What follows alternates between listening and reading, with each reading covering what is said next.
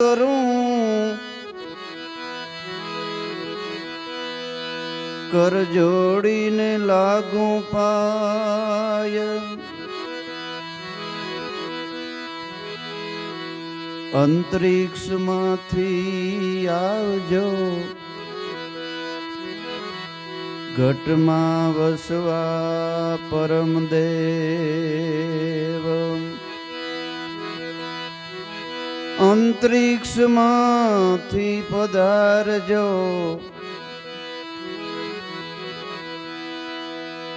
મારા હૃદયમાં પરમ દેવ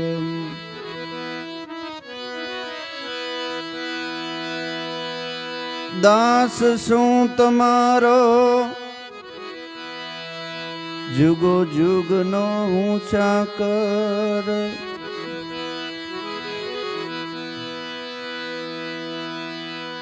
વાણી મારી શુદ્ધ રાખજો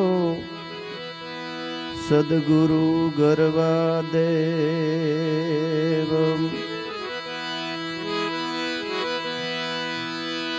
તમે બોલાવો ને એ જ હું બોલું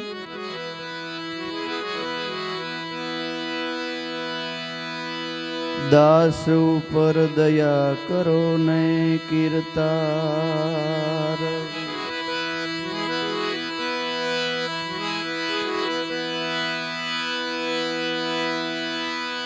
તારા દાસ નો દાસ સેવક છે આ લખુરામ સંકટ સર્વે કાપવા આવો ને અંતરમાયન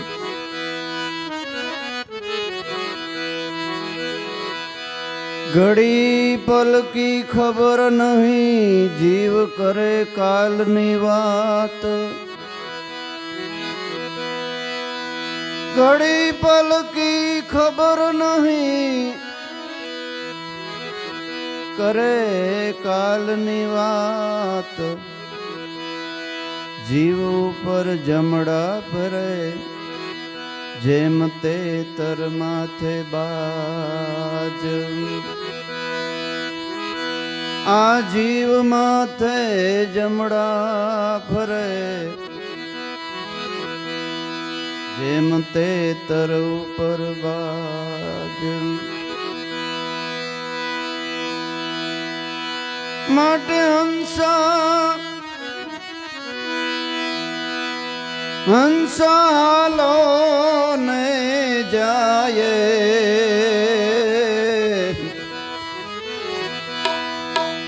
સદગુરુ જીના દેશમાં હે જી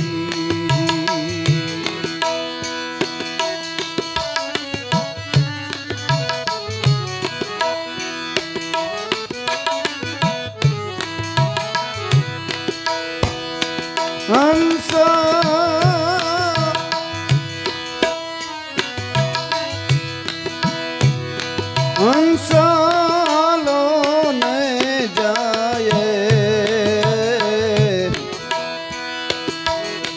સદગુરુ જીના દેશમાં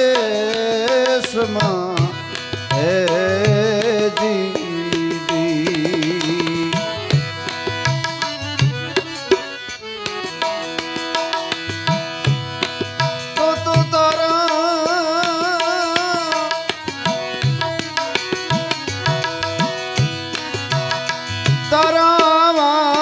મન મટી જાય ત્યાં તો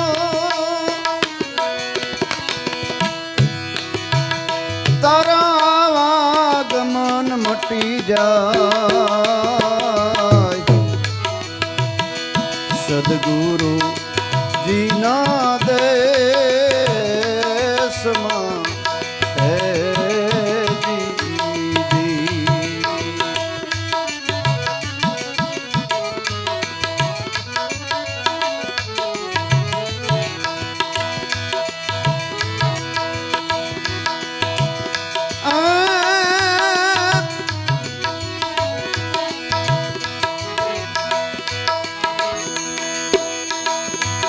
હંસ પિયો ને પ્યાલા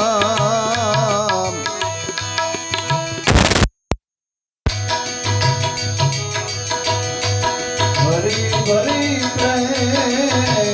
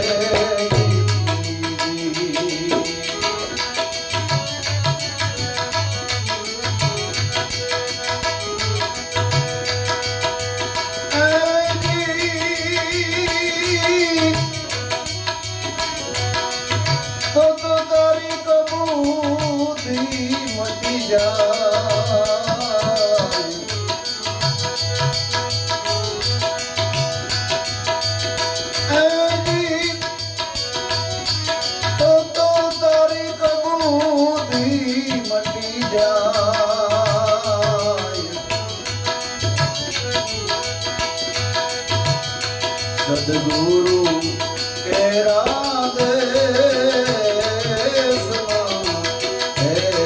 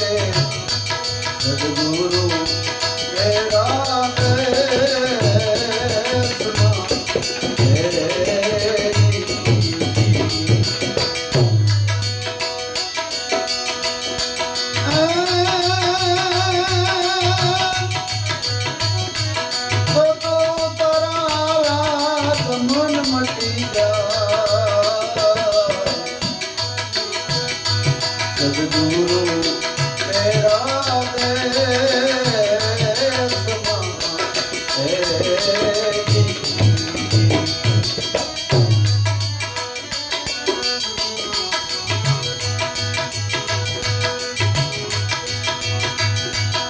હંસા નદી ને કિનારે એક રૂખડો હે દીદી.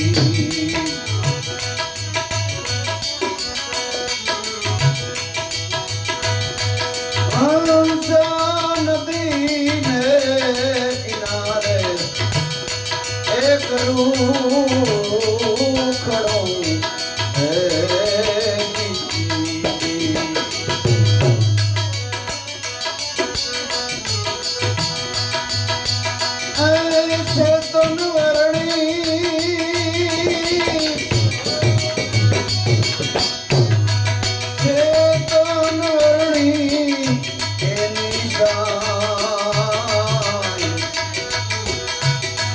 સદગુરુ વિના દેશમાં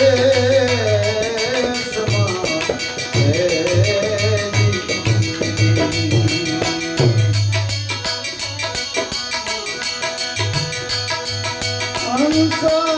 હંસાલો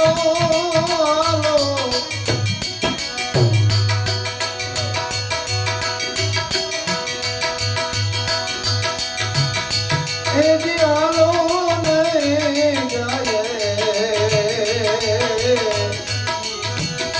સદગુરુ વિના દેશમાં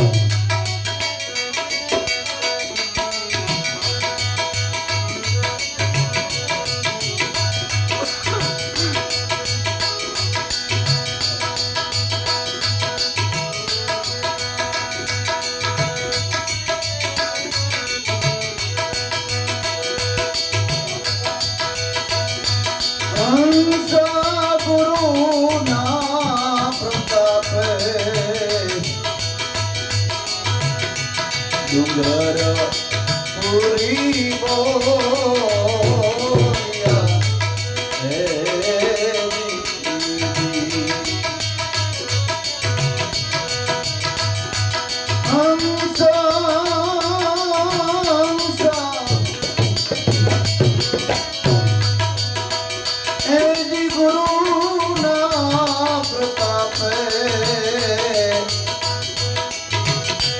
ડુંગર પૂરી બોલ્યા હે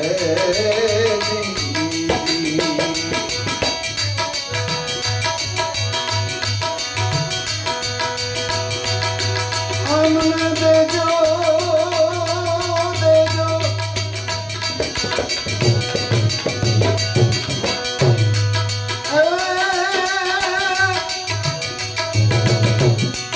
હંસ કહે આપણે આયા જઈએ નહીં રોકાઈએ ઘણી વાર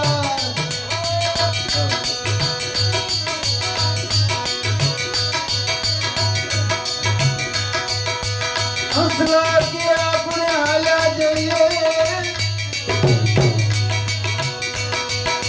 એ નહીં રોકાઈએ ઘણી વાર જેને આધારે આપણે જીવતા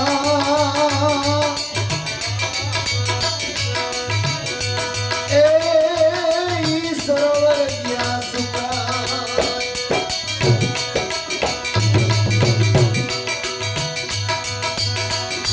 તે જો અમને સદગુરુ શરણમાં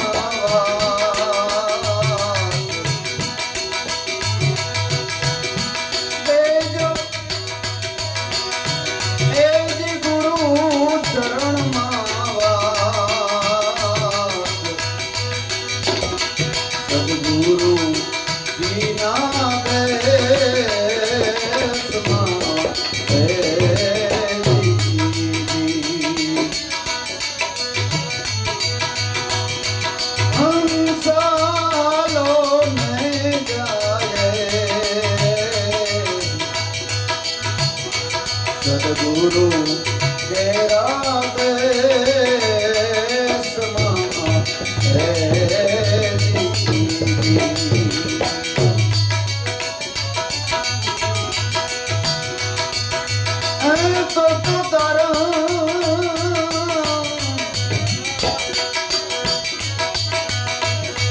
તો તારા જન્મ મરણ મટી જાય સદગુરુ તેરા દેશમાં હે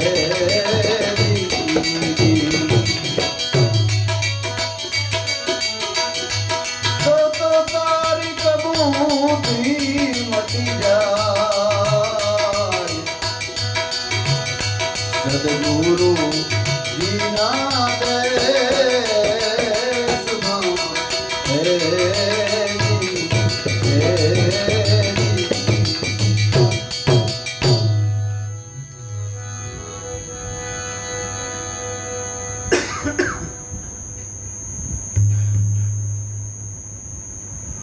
હંસા હાલો ને જાય સદગુરુના દેશમાં તો તારા આવાગમન મટી જાય દેવ ડુંગરપુરી મહાત્મા કહે છે સંતોએ પોતાની ભજન વાણીની અંદર પોતાને જે અનુભવ થયો ને એ ભજનની વાણીમાં લખ્યો છે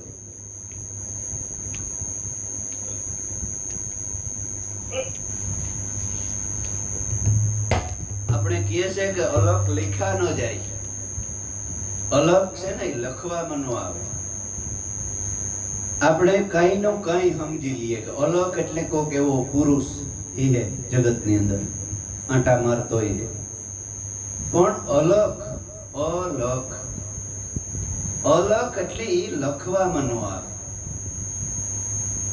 એને લખી શકાતો નથી ચાર વેદની અંદર ભગવાનના ગુણ ગાયા અને છેલ્લે છેલ્લે કીધું કે નેતિ નેતિ નેતિ આનો અંત જ ન આવે અલખ એ લખવામાં આવે જ નહીં. ગોરખ જતીએ પાછું એમ કીધું કે અલખ લખે તે ખરા જતી. ગોરખ જતીએ એમ કીધું કે અલખ ને જે લખે ને એ મોટા મોટો જતી છે. તો હવે આ વેદનું વાક્ય હાચું, ગોરખ કે ઈ હાચું?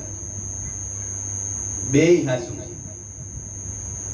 એક તો પરિબ્રહ્મ પરમાત્મા સદગુરુએ જ્યારે તમને શાન બતાવી, તમારા ઘટમાં જે બ્રહ્મ ગાજી રહ્યો છે એને પકડીને તમારે કોઈને બતાવવો હોય તો બતાવી શકાય?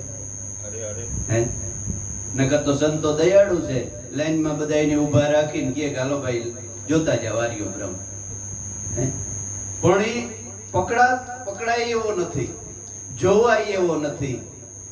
એટલે ભગવાનને કહેવું પડ્યું કે હું પાણીથી ભીજાતો નથી, અગ્નિથી બળતો નથી, શસ્ત્રથી સેદાતો નથી અને પવનથી સુકાતો નથી. એટલે એને સંતોએ એમ કેવું, એ લખાય એવો નથી. અલખ ઈ જ તમારો આત્મા. પછી બીજો શબ્દ એક સનાતન. ભાઈ અમે તમે કયો ધર્મ પાડો? તો કે અમે સનાતન ધર્મમાં છે. તો એને પૂછો તમે કે સનાતન એટલે શું? હે કે ભાઈ અમે તો સનાતન ધર્મ પાડીએ છો, કે સનાતન એટલે શું? તો કોઈ કે આ ચોખા છે ને, કોઈ કે મગ છે ને, કોઈ કે સોપારી છે ને, કોઈ કે આ અમે આમ માંડ્યું છે બધું પાઠ, ઈ સનાતન છે. પણ ઈ તો હવે 4 વાગ્યામાં પાછો ભેગો કરી લ્યો. સનાતન એટલે શું? સનાતન એટલે અમર વસ્તુ. સનાતન નો અર્થ એવો થાય છે અમર, જે મરે નહીં, જન્મે નહીં. साहेब सभी का बाप है, बेटा किसी का नहीं. बेटा हो के अवतरे वो साहेब नहीं. કોઈનો દીકરો થઈને જન્મે નહીં, સાહેબ ઈશ્વર નથી, એ ઈશ્વરનો અંશ છે. મેં હમણાં બરોબર કીધું ને કે સોળાની પૂરણ કહેવાય. આપણે કહીએ કે ભાઈ અવાર તમારે વરસ કેવું થયું? તો કે અમારે અવાર 8આની વરસ થયું. કારણ કે વરસાદ બહુ વર્યો ને, લીલો ડુકાર જેવું થઈ ગયું. અવાર એવું કદાચ થાય, લીલા ડુકાર જેવું કે અવારે ભાઈ 8આની થાય તો યાર. કારણ કે આખું વરસ વરસાદ પાણીમાં મોહમ પડી રહીએ તો ઉપજ આવે નહીં. તમારે તો કે અમારે તો 8આની નહીં થાય, શિયાળાને 5આની થાય તો આવે. ગયા વર્ષમાં તમારે કેવી મોહમ થઈ હતી? ઓહો, ગયા વર્ષની વાત જ શું કરવી. જે ખેતરમાં જમીનમાં 10 મણ માંડવી વીઘે ઉતરતી હતી, એ 30 મણ ઉતરી. 30 ઉતરતી હતી એમાં 50 ઉતરી. ખરેખર અમે ચારેય ભાઈઓ ભેગા હતા ને 60-70 વીઘા જગ્યા હતી. જુદા થઈ ગયા ને અત્યારે મારા 20-25 વીઘા જગ્યા છે. અમારા બાપ દાદા ચારેય ભાઈઓ ભેગા હતા ને તેથી એટલી માંડવી મારે એકલા થઈને એટલી નથી કોઈ. ગયા વર્ષમાં એટલી થઈ. 60 વીઘાની માંડવી નહોતી થઈ, 20 વીઘામાંથી થઈ ગયા વર્ષમાં. એનું નામ સોળાની વરસ કહેવાય. અને એમાંથી અવારનો વરસ ગણીએ તો 12આની, કોઈની 8આની, કોઈની 4આની અને કોઈની વધારે થાય. એટલે માણસ કહે કે કેવું વરસ છે ભાઈ? બોલા ભાઈ તમારે જામનગરમાં કેવું વરસ છે? તો કે અમારે રતન ખુખવા જેવું છે. રતન ખુખવો એટલે શું ખબર? એ અગાઉના ડાયા માણસની કહેવત છે. રતન ખુખવો એક જગ્યાએ બહુ સારી જમીનને ઉસારવી હોય, ત્યાં 30-40 મણ માંડવી ભાણવર બાજુ કે એવી જગ્યા હોય તો 40 મણ ત્યાં રતન ઉત્પન્ન થયા. રતન જેવી માંડવી થઈ. અને આમ જ્યાં વયા જાવ ઓખાજ બાજુ તો માણસ કુખવા મૂકે છે, રોવે છે, કઈ નથી. અહીં રતન ને વા કુખવો મૂક્યો. એટલે ક્યાંક ખારું ને ક્યાંક ખાતું, એને કહેવાય રતન કુખવો. બરાબર આપણે બોલીએ છે પણ એનો અર્થ નથી. બેન તો કહેતા શાંતિબેન એ કે બાપુ હરિજનના જ ગુણ ગાય છે. હરિજન ને જ કામ વખાણે કે આ બાપુ તો હરિજન ને જ વખાણે ને હરિજન ના જ ગુણ ગાય છે એટલે આપણને ખબર ને હરિજન એટલે હરિ એટલે ઈશ્વર અને જન એટલે માણસ. જે ભગવાનનો માણસ છે, ઈશ્વરની ભક્તિ કરે છે ને એને હરિજન કહેવાય. કોઈ જાતિ નથી હરિજન. એટલે આ બિચારા હાબડું ન હોય. ભજનમાં તો એમ જ આવે ને કે હરિજન હોય એને હેત ઘણું રાખવું, હરિના જનને જન તો મુક્તિ ન માગે, માગે વારંવાર અવતારા. હરિજન હરિજન જ આવે ને, આને એમ કે હરિજન જાતિ હે એવા ભોરા માણસ એને ભગવાનનો માણસ ખરેખર કહેવાય. એટલે એવી સમજણ ક્યારે મળે કે સદગુરુના દેશમાં જઈએ ત્યારે. એટલે ડુંગરપુરી કહે છે કે હંસા હાલો જઈએ સદગુરુના દેશમાં, બીજે નહીં. સતગુરુ જ્યાં સતની જ વાતો થતી હોય, સત્યની જ વર્ગત થતી હોય, બીજી કોઈ વાત નહીં. હમણાં 20 વર્ષ પહેલા, 20 નહીં પણ 17-18 વર્ષ પહેલા નવો હું દાદાના પ્રોગ્રામમાં જતો ને સત્સંગમાં, એક ભાઈને હું ભેગો લઈ ગયો કે હાલ મજા આવી. ભાવિક માણસ થોડો દાદાના પ્રોગ્રામમાં લઈ ગયો ને એ કે તમારા ભગતજી આખી રાત સોહમ સોહમ જ કર્યું. સોહમ એટલે હું મારા દીકરી મને આમાં કઈ ટેબો જ ન પડ્યો. આખી રાત અને ગુરુ સોહમ સોહમ કર્યું.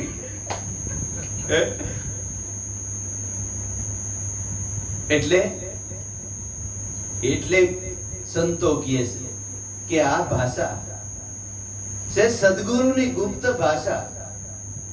કલેક્ટર અને વકીલ દરજાનો માણસ ન સમજી શકે અને સીમમાં એક માલ સારનારો માણસ ઓળખી જાય ત્યારે તમારે માની લેવું કે આ કોઈ ઉતારી છે. અમે પુરવ્યા પૂર્વ દેશના, જે સુણે બોલી અમારી ઈ પૂર્વના કોઈ સંત હોય, કોઈ હંસ હોય. નકર તમને હેલી પડે છે. હાવ હેલાઈથી તમે આ ભાષા સત્સંગ સમજી શકો છો, પણ બહુ અઘરી બાબત છે. મેં તમને વાત કરી ને કે કલેક્ટર પાસે વકીલ પાસે ગયો અને એને કીધું કે ભાઈ તમે કોઈ મોટા માણસના માણસ લાવો. દીકરીને લગ્ન હતા ને એટલે કોરોનામાં દીકરી લગ્ન થયા, આપણી મોટી દીકરી. એટલે તેથી માણસ બહુ રાખવા ન દેતા એટલે ભીમભાઈ પાસે ગયો. ભીમ બાપા હે ને ઓરિસ્સા વાળા, બાપા માણસ રાખવા ન દે, થોડીક ચીઠી બીઠી કરી દો ને 15-20 માણસ અમારી બહેનો ના તેને બધા પીડ્યા રહીએ. કે ભાઈ લખણ ભગત ચીઠી કરી દે નહીં, કલેક્ટર પાસે ચીઠી કરાવે આવે, સહી કરાવે આવે. હાલે કે આમાં સહી કરાવે જા પછી 60-70 માણસ રાખજો. વાંધો નહીં. હું તો હરખા તો ગો કલેક્ટર ઓફિસ. કલેક્ટર ને જઈને ચીઠી દીધી. મને તમે કોઈક મોટા માણસના માણસ લાગે છે કે હાવ. હું કે મોટા માણસ વગર તમે ઠાવ કાશે સહી કરી દો. મોટા નથી પણ ભગવાનની કૃપા છે કહેવાય. અમે તો ભાઈ ભગત માણસ છે, ઈશ્વરના ગુણગાન ગાઈએ છીએ, પણ સારું કહેવાય આવા આપણા વડીલ છે એની કામ કરી દીધું. તે મને કે હું તમે કે ભક્તિ કેવી રીતે કરો છો? એટલે મેં એને ગંગા સતીની વાણી કે સદગુરુ શબ્દના થાવ અધિકારી, મેલો અંતરના અભિમાન, જાતિ રે ભાતી નથી હરિના દેશમાં, કાઢવો વર્ણનો વિકાર. માન મેલીને આવો મેદાનમાં, જાણી લ્યો જીવની જાત, સજાતી વિજાતીની જુગતી બતાવું બે પાડી દઉં બીજી ભાત. આવી જુગતી તમે જાણી લેજો પાનબાઈ, બાંધી લ્યો વસનનો તાર. વસન રૂપી દોરમાં તમારી સુરતાને સાંધો તો મટી જાય તમારે જમડાનો માર. સાહેબ તમને જમ લેવાય ન આવે ઈ ભક્તિ અમે કરીએ છીએ.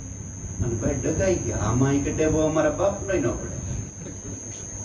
આ હું ભૂલ્યા તમે એમાં કઈ ખબર ન પડે કે બસ મને પ્રમાણ મળી ગયું કે વકીલ અને કલેક્ટર દરજાના જો આ ભાષા અમારી ન સમજતા હોય અને એક ગામડિયો એમાંય ગાયું ભેંસું સારનારો ગોવારા સમજી જતો હોય તો માની લેવું કે આ પૂર્વનો કોઈ હંસ. એટલે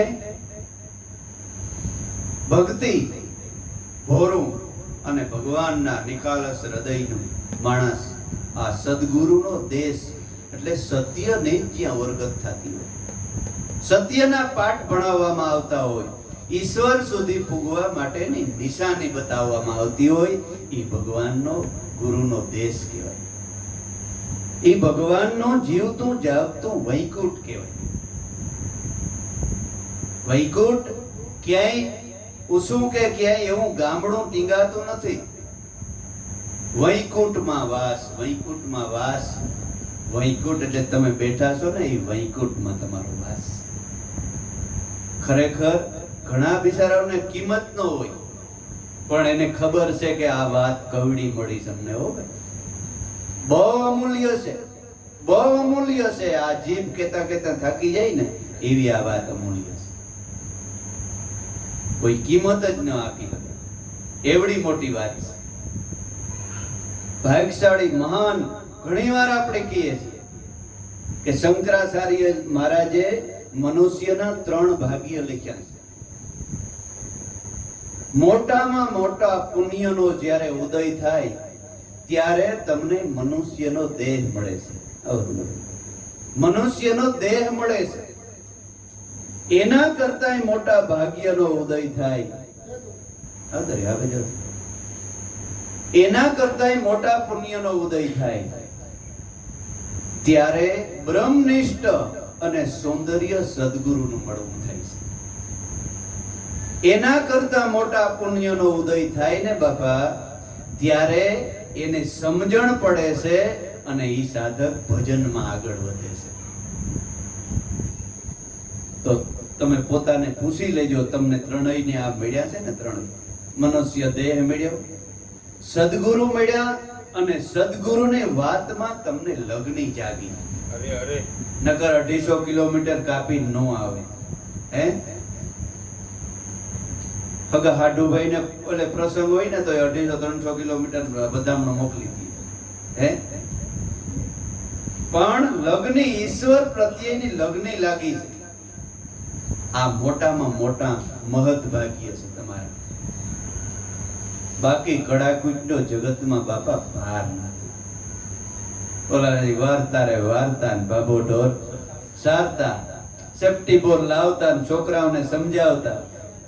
એક છોકરો રીસાણો કોઠી આડું પીસાણો, કોઠી પડી આડીને ભેહની આવી પાડી, પાડી પડી કુંડીમાં દિયો બાબાની મુંડીમાં. વાર્તાઓ સમજણ જીવનમાંથી જાય તો જોયા જેવી થાય. મહાન ભાગ્યનો ઉદય થાય ત્યારે સદગુરુના દેશમાં બેસવાની તક મળે છે. કદાચ અભિમાનથી અને અહંકારથી જો સદગુરુના દેશમાં, સંતોના દેશમાં જો બેહે ને તો એને ફાયદો થાય. એનો એક દ્રષ્ટાંત છે. નારદ મુનિને અભિમાન આવ્યું. 4 વેદ, ખટ શાસ્ત્ર, 18 પુરાણ નારદને બધે મોઢે, અને 66 પ્રકારની વિદ્યા જાણે નારદ મુનિ. એનો પોતાની અહંકાર કે મારા જેવો કોઈ નહીં, અને હું ભગવાનને મળી શકું. હું ભગવાનને જ્યારે મળવું હોય ત્યારે હું મળી શકું, એટલો અહંકાર. અને વિષ્ણુની સભામાં કાયમ સત્સંગમાં જાય બેસે અહંકારથી, પણ ગુરુ નહોતા મળ્યા નારદ, ખાલી બેસતા સભામાં. એટલે સભા, સત્સંગ સભા પૂરી થાય, બધી સભા વંદન કરીને વયા જાય ત્યારે ભગવાન કહે કે ઓલો નારદ બેઠો એ જગ્યા લીપાવીને આવો. એક ભાઈ આવી સાણ લઈ નારદ બેઠો હોય ત્યાં જગ્યા લીપી નાખે. આપણે કહેવત છે કે ભાઈ એના તો પગલાય વારી નખાય. એટલે ભગવાન કહે નારદને જગ્યા લીપાવી નાખું. એક ભાઈ આવે જગ્યા લીપાવી નાખું. કાયમ જે સત્સંગ હોય ત્યાં આવું થાય. એટલે એક દિવસ બજારમાં નારદ ભેગો થયો. અને કીધું કે તને કઈ નારદા ખબર છે? તો કે ના બાપુ, મને કઈ ખબર નથી. પણ તું કાયમ સત્સંગમાં જા ને તો એ તારી જગ્યાએ લીપાવી નાખે છે ભગવાન. મારી જગ્યા? પણ મારો એવો ગુનો, એ ગુનો જાણે તું જાણે ભગવાન જાણે, એ ખબર નથી. તો ભગવાનને પૂછી લેતો થાય. ત્રીજે દિવસે સત્સંગમાં આવ્યો અને સત્સંગમાં આવીને બેઠો. સત્સંગ પૂરો થયો એટલે સભા મંડી ભાગવા પ્રસાદ લઈને. નારદને ઓલી શંકા હતી કે આવું ભગવાન મારી માથે કોઈ દી કરે નથી. એટલે ઊભો થઈ ને આમ આડો બારણાડો હતા. હાસી વાત છે કે ખોટી વાત છે? કડીક થયું તો ભગવાન કે ઓલી નારદને જગ્યા લીપાવી નાખજો. એક ભાઈ આવ્યો, નારદને જગ્યા લીપાવી નાખી. અને રાતો પીરો થઈ નારદ આવ્યો, ભગવાન આ શું કરો છો? તો કે હું? તો કે આ મારી જગ્યા ક્યાં લીપાવી નાખો? તો કે નારદ, તારી વાત બધી હાસી, પણ તું નુગર્યો છે. નુગર્યા નહીં સડે નિર્વાણ, વૈકુંઠ માંથી પાછા વાર્યા. જો સુખદેવ નુગર્યા નહીં સડે નિર્વાણ, તું નુગર્યો છે. ગુરુ વગરના આપણે સંતોના શરણમાં જાતા હોય, ત્યાં બેસતા હોય અને ગુરુને મળતા હોય, પણ આપણા અહંકારમાં કોઈ દી શીશ નમાવતા ન હોય અને એની પાસેથી ભક્તિ ન જાણતા હોય તો નારદ જ છે. નારદનું તો દ્રષ્ટાંત છે. નારદ એટલે આપણું મન જે કોઈ દી રદ ન થાય એવું. ના આપણે કે ભાઈ આનો રદ કરી નાખવાનો. નારદ ઈ કોઈ દી રદ ન થાય. ઈ કોણ? તમારું મન. ઈ જ નારદ. ઈ રદ ન થાય. સદગુરુ જો સત્ય નામનો પોતો મારે ને તો રદ થાય, નકર ન થાય. નકર ઈ રદ થાય. સદગુરુની કૃપા હોય, સદગુરુની કૃપા હોય ને અને સત્ય નામનો પોતું જો મારી દે તો ઈ રદ થાય એવું છે. કરી કોઈ દી રદ થાય નહીં. એટલે કે નારદ તો નુગર્યો છે. પછી બીજે દિવસે નારદ સદગુરુ ને ગોતવા નીકળ્યા. ગોતવા નીકળ્યા, એને રેણી જોઈને કીધું તો કે ગુરુ કરજે ભગવાન. સવારના પોરમાં ઢીંબર હાલ્યો આવે, આમ માથે કુંડો માછલાનો. પણ એનો કહેવાનો ભાવાર્થ શું છે કે ધંધો કે જાતિ ઈ સંતને ન જોવાય, સંતને રેણી જોવાય. આપણે શું જોઈએ કે એનો ઉપરનો ભાવ, ઉપરનો ઠઠારો જોઈએ છે, અંદરનું જોતા નથી. મોટા મોટા સિટીઓ હોય ને, મુંબઈ ને આમ અમદાવાદ ને, એમાં હાઈ ક્લાસ આમ ઝાડવાન બગીચાન રોડ બનાવ્યો હોય, એમાં મોટર વહી જાય ને એવડી એવડી અંદર ગટરું હોય, આખા ગામનો કદડો એમાં જતો હોય, એને માથે હાઈ ક્લાસ ધૂળ ને આ તે નાખી ઝાડવા શોભા બનાવ્યો, અંદર ગટર વહી જતી. એવી રીતે ઉપરનો દેખાવ હોય પણ અંદર ગટર વહી જતી હોય ને એ તમને ખબર ન હોય. એટલે સંતો કહે છે કે ઉપરનો દેખાવ ભલે ખેતરમાં ઢેફા ભાંગતો હોય પણ એને રેણી, એને કરણી કેવી છે, એની રેણી કેવી છે. સંતની રેણી કેવી હોવી જોઈએ? दया गरीबी बंदगी समता शील सुध्यान, इतना लक्षण है साधु ना कहे कबीर कर विसार. પણ ઈ થોડી બહાર દેખાય, બહાર તો કપડા ને લતા ને શરીર દેખાય. અંદરની રેણી તો એનો અનુભવ થાય, એના બેસીએ શરણમાં અનુભવ કરીએ ત્યારે ખબર પડે કે ના ના આ તો સીથરે વેટેલું વીટેલું એક રતન છે.